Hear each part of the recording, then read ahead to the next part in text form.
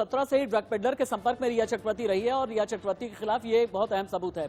2017, 2018, 2019 में drug circle में active रही रिया के लैपटॉप, मोबाइल फोन और टैब की जांच हुई है, जिसमें यह पाया गया कि ड्रग्स की सप्लाई रिया चक्रवर्ती ने की। टैब से कई वीडियोस और तस्वीरें भी मिली हैं, जिनमें यह तो है कि हां, रिया ने कंजम्पशन नहीं किया लेकिन प्रोक्योरमेंट करके आगे बढ़ाई। तस्वीरों में बॉलीवुड के कई चेहरे नजर आए हैं। हालांकि इसका खुलासा अभी तक एनसीबी ने नहीं किया है, लेकिन बॉलीवुड के ही 16-17 चेहरे क्या हैं, लेकिन रिया चक्रवर्ती के सामने विकल्प क्या क्या हैं। जमानत मिली तो रिया परिवार के साथ घर में रहेंगी, पहला। जमानत नहीं मिली तो 14 दिन तक जेल में रहना ही होगा, यानी भाईखला में जो आरता रोड जेल है वहां पर शिफ्ट कर दिया जाएगा। हालांकि सेशंस कोर्ट के बाद हाईकोर्ट का रास्ता खुला हुआ है रिया के लिए, लेकिन हाईकोर्ट से भी जमानत की अपील कर सकती है रिया चक्रवर्ती, यानी रिया के सामने ये विकल्प है।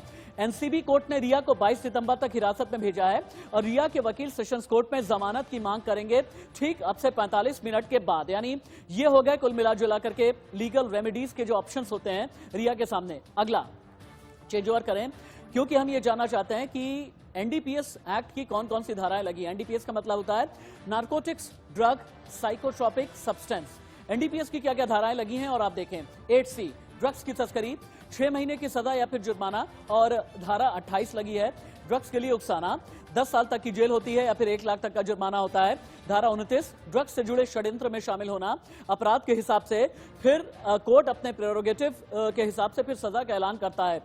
ये सब धाराएं लगी हैं एनडीपीएस की धाराएं, लेकिन सवाल बहुत बड़ा है कि रिया चक्रवर्ती के लिए आगे के विकल्प क्या क्या हैं। लेकिन रिया चक्रवर्ती को अगले 2 हफ्ते तक जेल में रहना होगा, ऐसा कहा जा रहा है। मेरे साथ में एक पूरा पैनल जुड़ा हुआ है। मेरे साथ में एनसीबी दफ्तर से अभी थोड़ी देर में लाइव जुड़ेंगी श्वेता, लेकिन अभी चलते हैं अशोक सरोगी, जो कि श्रुति मोदी के लॉयर हैं, देश के जाने माने वकील हैं। ऋषि मिश्रा पॉलिटिकल एनालिस्ट मेरे साथ में जुड़े हैं। एनसीपी के नेता बृजमोहन जी जुड़े हुए हैं।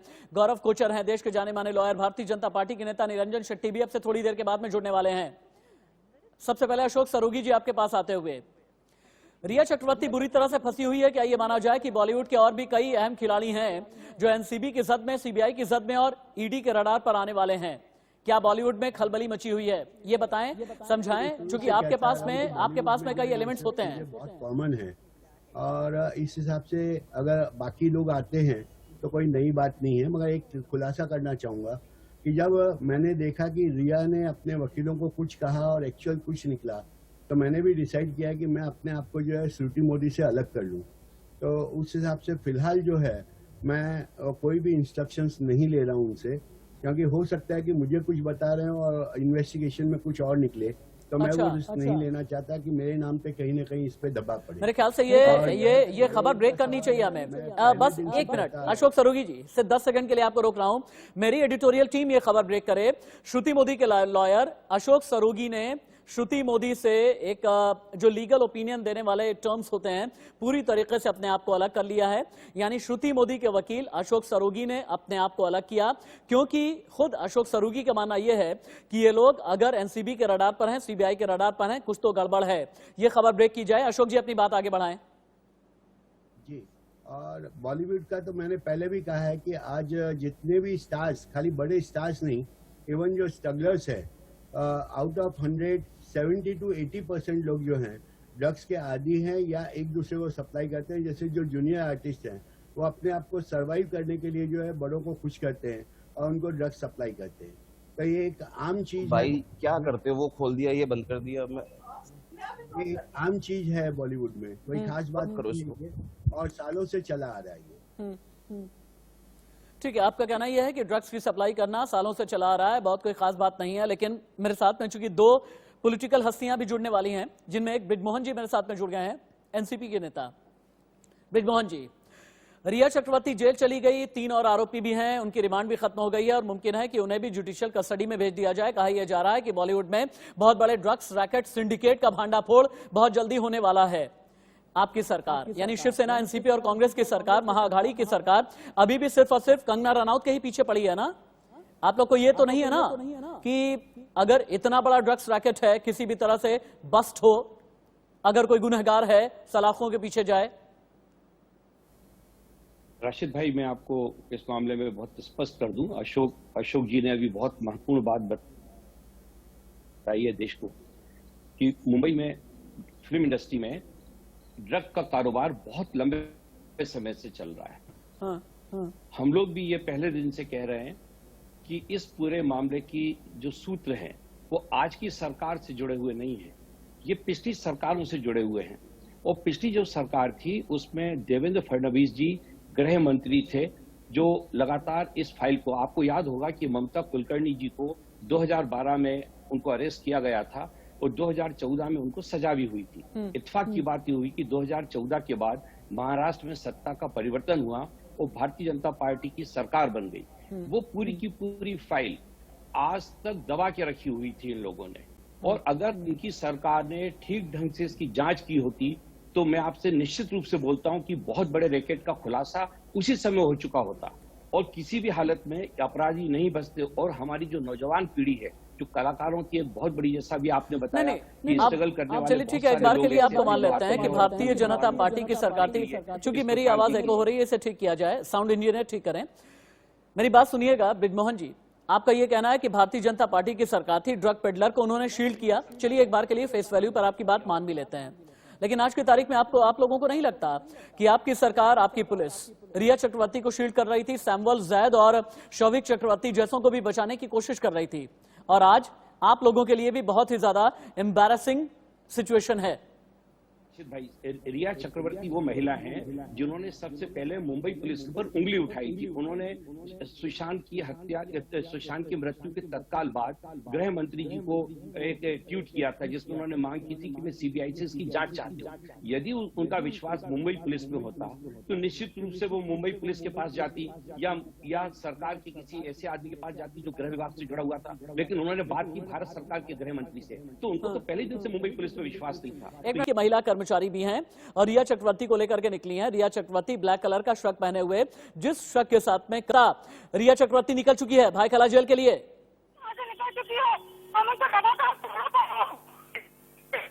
आप सबसे पहले अपने टेक्निकल पर्सन से ये कहिए कि आपको लाइव जोड़ें, आपकी ना तो आवाज आ रही है ना आपका वीडियो आ पा रहा है। चलिए अभी जो दर्शक ट्यून इन हुए हैं उनकी जानकारी के लिए बता दें, कोर्ट ने रिया को 22 सितंबर तक जेल भेजा है। भाईखला जेल के लिए निकली रिया चक्रवर्ती एनसीबी की टीम लेकर के निकली है।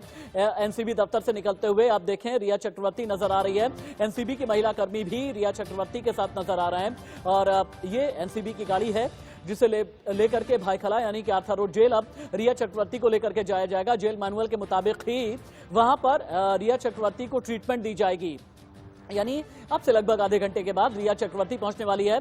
क्या मेरे साथ में श्वेता जुड़ गई हैं? श्वेता को बहुत जल्दी कनेक्ट कराएं। इंडिया न्यूज संवाददाता प्रीति सोमपुरा जुड़ी हुई हैं, भाईखला जेल के ठीक बाहर से रिपोर्ट कर रही हैं। प्रीति सोमपुरा, एनसीबी दफ्तर से रिया चक्रवर्ती निकल चुकी है, भाईखला जेल पहुंचने में कितना वक्त लगेगा? देखिए, रिया चक्रवर्ती को पहले मेडिकल के लिए ले जाया जाएगा, उसको जेजे अस्पताल में लिया जाएगा, वहाँ पे उसका मेडिकल टेस्ट होगा और उसके बाद में जो है उसको भाईखला जेल में लाया जाएगा, क्योंकि भाईखला जेल जो है वो विमेंस जेल है और यहाँ पे उसको लाया जाएगा। करीब 12 बजे के आसपास जो है वो भाईखला जेल में पहुँचेगी। और इसी बीच में जो है अगर बात करें भाईखला जेल में, तो बहुत सारे हाई प्रोफाइल जो है कैदी यहाँ पर है, जैसे कि इंद्रानी मुखर्जी, शीना बोरा केस की मुख्य आरोपी इंद्रानी मुखर्जी भी जो है इसी जेल में है। आप देख सकते हैं कि यहाँ पर जो है काफ़ी सुरक्षा जो है यहाँ पर फिलहाल है, और करीब 12 बजे के आसपास जो है रिया चक्रवर्ती यहाँ पहुँच जाएगी। और इसी बीच में और एक अहम खबर आ रही है, वो ये है कि रिया चक्रवर्ती के एडवोकेट के द्वारा जो है बेल एप्लीकेशंस जो है वो सेशन कोर्ट में डाल दी गई है, और ये कहा जा रहा है, ये बताया जा रहा है कि आज ही जो है उसके ऊपर हियरिंग होगी। मुझे दूसरा ये भी समझाइए, किसी कैदी के जेल पहुंचने के बाद के नियम क्या होते हैं? आपने बताया कि मेडिकल कराया जाता है, उसके बाद दाखिल करने की प्रक्रिया होती है, और उसके बाद क्या जेलर बैरक तय करते हैं? बैरक तय करने का ये फॉर्मेलिटीज क्या होती हैं? और एक जहां तक मैं जानता हूं कि एक मुलाइजा बैरक होती है और एक क्वारंटीन बैरक होती है। कैदी को फिलहाल के लिए किस बैरक में रखा जाता है? नियम क्या कहते हैं जेल के? देखिए, अभी बात करें तो कोविड का समय है, तो इसके कारण जो है कई सारे नियमों में बदलाव किया गया है कि क्वारंटीन कैदी का करना पड़ता है कैदियों को, और एक बैरक में एक ही कैदी को रखा जा रहा है। बहुत सारे जो कैदी इसके पहले जो थे उनको पेरोल पे छोड़ दिया है। सायन अस्पताल में जब उसको लेकर गए थे तब उसका कोविड टेस्ट जो है नेगेटिव आया है, लेकिन उसके ईसीजी में जो है कुछ गड़बड़ पाई गई थी, उसके हार्ट रेट्स में जो है काफ़ी स्लो चल रहे थे। इसके बाद में जो है आज उसको जेजे अस्पताल में उसका आगे का जो है जाँच किया जाएगा। और उसके बाद में जो है उसको यहाँ पर लाया जाएगा और कोविड के कारण जो है उसको एक सेपरेट बैरक जो है भाईखला जेल में दिया जाएगा। भाईखला जेल जो है वो काफ़ी सारे प्रमुख आरोपी, कई सारे केस के आरोपी जो है फिलहाल इस भाईखला जेल में है, जिसमें प्रमुख जो है वो सीना बोरा केस के मुख्य आरोपी इंद्राणी मुखर्जी है। एक बार फिर से आप तस्वीरें दिखाएं जहां तक भी आपका कैमरा जा पा रहा है, क्योंकि अब से थोड़ी देर के बाद में रिया चक्रवर्ती को लेकर के एनसीबी की टीम पहुंचने वाली है और अभी भाईखला जेल के बाहर की हलचल क्या है ये बता रही है प्रीति सोमपुरा। प्रीति, जहां तक भी आपके कैमरे का लेंस जा सके आप एक बार दिखाएं आर्थर रोड जेल के आसपास का इलाका, भाईखला जेल के आसपास का इलाका किस तरीके का है।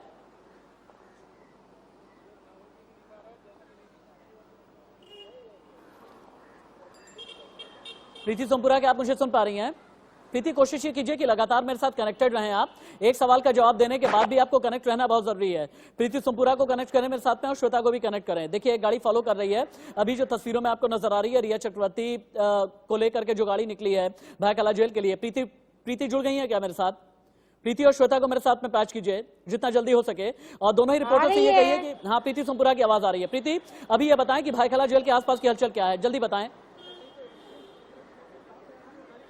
देखिए भाईखला जेल के सीधी तस्वीरें सिर्फ और सिर्फ इंडिया न्यूज के ऊपर आप देख रहे हैं किस तरीके से जो है यहाँ हलचल बढ़ गई है और कई सारे पुलिसकर्मी और साथ में ही जो है महिला पुलिस कांस्टेबल को भी जो है यहाँ तैनात किया गया है। अब से कुछ ही देर में जो है यहाँ पर रिया चक्रवर्ती पहुंच सकती है और इसी के लिए जो है यहाँ पर कई सारे पुलिस बंदोबस्त यहाँ तैनात कर दिया है, क्योंकि काफी सारा मीडिया का जमावड़ा भी यहाँ पे है, कोई भी मीडिया कर्मी जेल के अंदर ना घुस जाए, इसी के लिए है जो है ये पूरा बंदोबस्त जो है यहाँ पर किया गया है। एक खबर ऐसी भी आ रही है कि जमानत खारिज होने के बाद कल रात रिया चक्रवर्ती रो पड़ी थी क्योंकि उसको पूरी उम्मीद थी कि जमानत हो जाएगी, लेकिन बेल रिजेक्ट हो गई। इस खबर में कितनी सच्चाई है?